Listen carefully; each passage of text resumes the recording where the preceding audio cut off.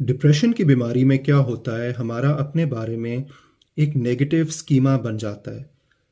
हमें ये लगता है कि मैं दुनिया का नाकाम तरीन इंसान हूँ।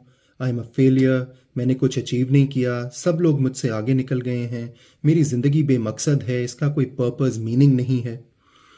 देखें, इसमें बहुत ज़रूरी है कि जहाँ आप इलाज करवाएं अपनी क्लिनिकल डिप्रेशन का, वहाँ पे अपने आप को ये समझाना कि आपने इस स्टेट में अपने आप को जज नहीं करना, अपने साथ हार्श नहीं होना, बल्कि अपने साथ वही कंपैशन दिखाना है जो आप अपने दोस्त की तरफ, अपने घर वालों की तरफ दिखाएंगे अगर उनमें से कोई डिप्रेशन की बीमारी का शिकार हो जाए और आपके पास आए हौसले के लिए, हमदर्दी के लिए, मशवरे के लिए। तो जिस तरह आप उससे बात करेंगे, उसको जज नहीं करेंगे, उससे हमदर्दी का इजहार करेंगे,